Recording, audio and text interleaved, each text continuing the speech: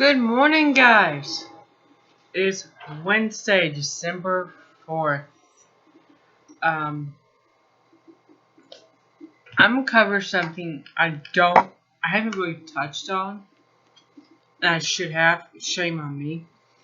Is about the impending food crisis coming up for us in this country.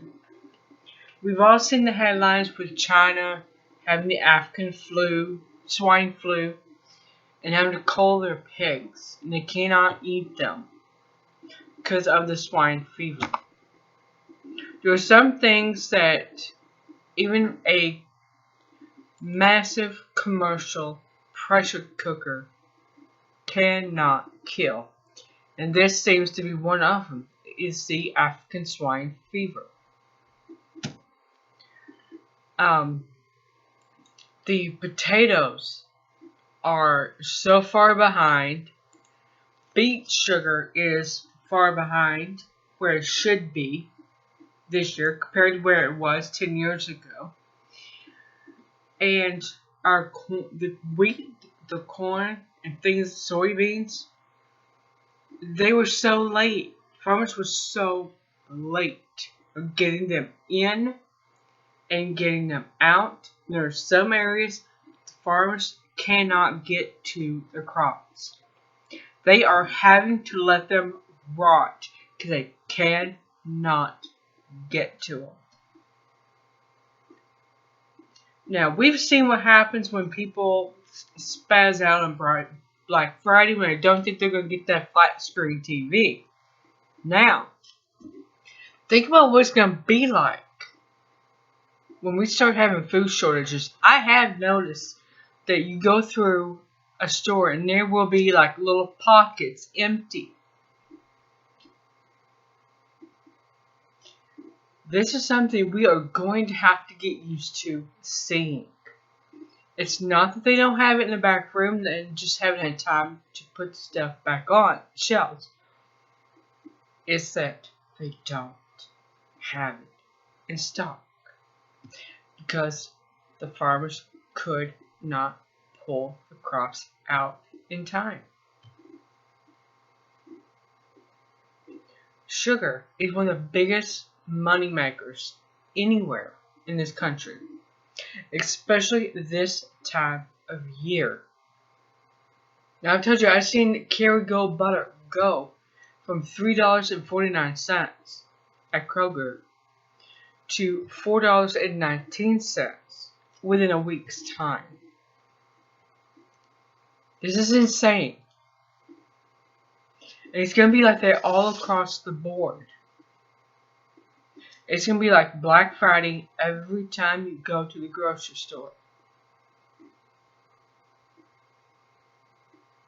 So, are we really ready for this? 'Cause I know I'm not. Holy cow. I'm not. I know I'm not. I mean, I still have so much I need to pull together. We could live on what we have here for a month. Now, occasional store visit for fresh lettuce, fruit, that kind of thing. But far as like getting meat, I've got lots of chicken canned up. I got lots of ground beef canned up. I still need to get to Aldi's and grab some more ground turkey. But we have stuff in the freezer that we could eat on. Now, one video I just seen made a very good point. A lot of the stuff that there's a shortage of is the processed foods. Yeah, think about that one. The processed stuff. The stuff we don't really need to be eating. Because it's not good for us. That's what's being shortaged. I've seen a series on how people in England lived during World War II when everything was rationed. They had an abundance of fruit and vegetables that they could get. Now the meat was limited, but you could get meat. They would do these little propaganda videos telling people the fish from Iceland is just good, preserved, as if it was fresh.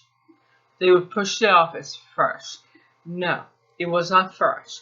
Fresh is you go out into the ocean, you pull it out, you scale it, cut it up, and fry it up. Whatever it is you're going to do with it. That is fresh. This flash freeze, that's not fresh. Let's just be honest here. It's not fresh.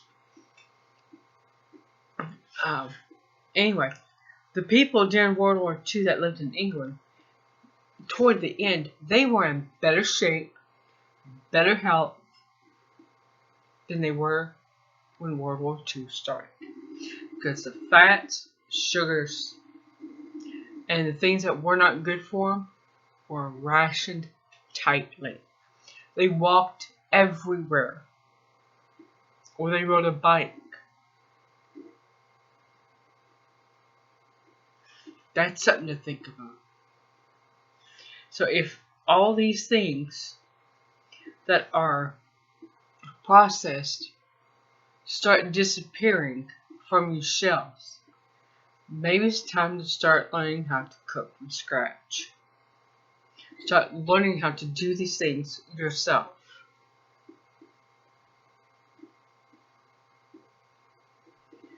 Alright, I'm going to stop here. I'm going to give you some links.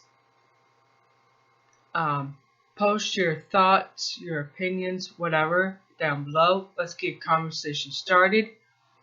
Let's just sharing what we're going to do to survive an upcoming shortage of food and possible financial collapse. See you later.